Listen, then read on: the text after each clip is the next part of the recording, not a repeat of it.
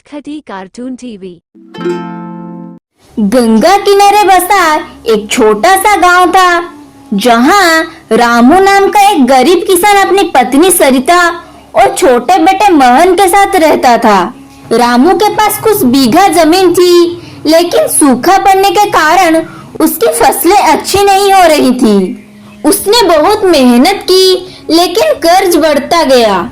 कई बार उसे अपने परिवार के लिए भरपेट भोजन तक जुटाने में मुश्किल होती।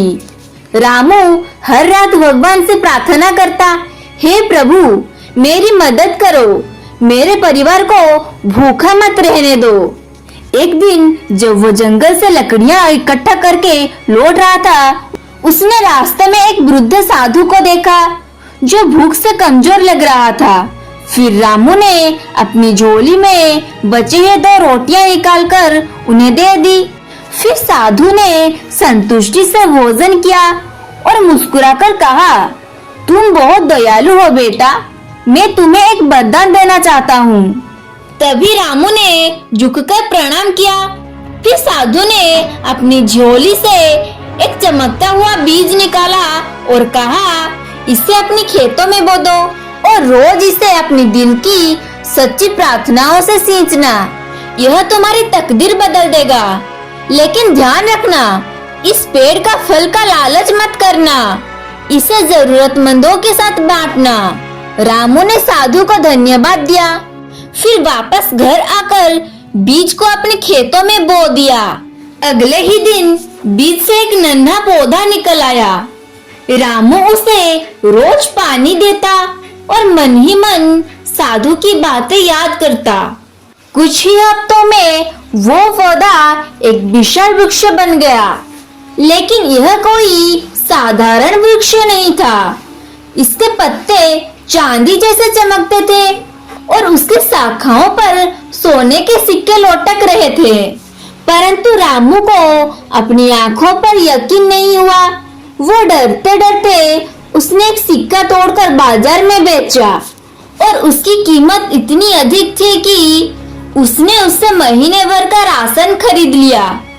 अंततः धीरे धीरे उसने अपनी जिंदगी सुधारनी शुरू की।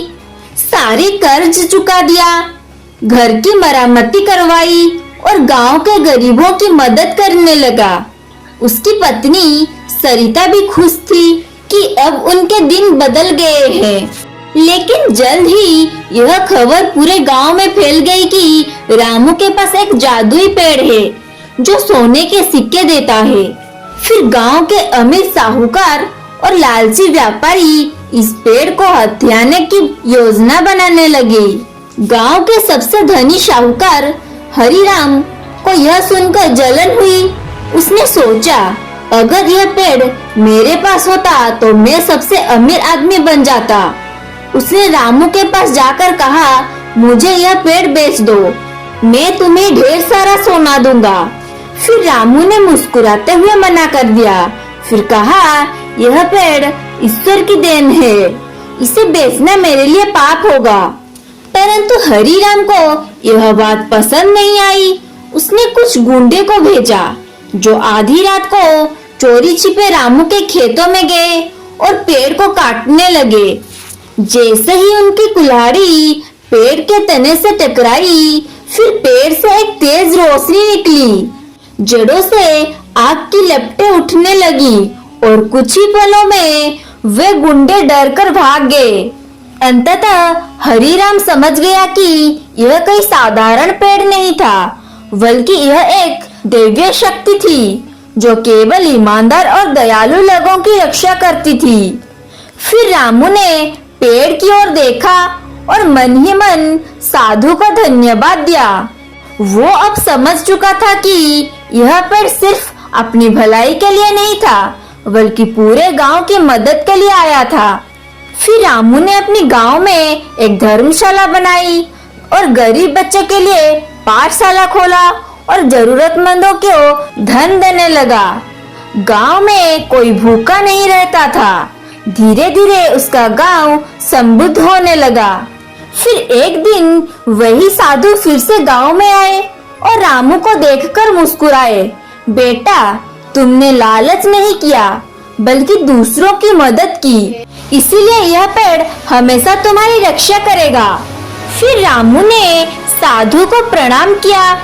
फिर कुछ सालों बाद जब रामू बूढ़ा हो गया तो उसने यह पेड़ अपने बेटे मोहन को सौंप दिया और उसे सिखाया कि सच्ची दौलत सोने में नहीं बल्कि अच्छाई और दयालु में होती है। तो दोस्तों, इस कहानी से हमें यह शिक्षा मिला कि लालच करने से कुछ नहीं होता बल्कि परेशानियां बढ़ती हैं और असली धन वही है जो दूसरों की भलाई के लिए इस्तेमाल हो। ईमानदारी और दयालुता हमेशा विजयी होती है। तो दोस्तों, आज की यह कहानी कैसा लगा कमेंट करके जरूर बताइएगा और ऐसे ही कार्टून वीडियो देखने के लिए वीडियो को लाइक करके चैनल को सब्सक्राइब कर लीजिएगा।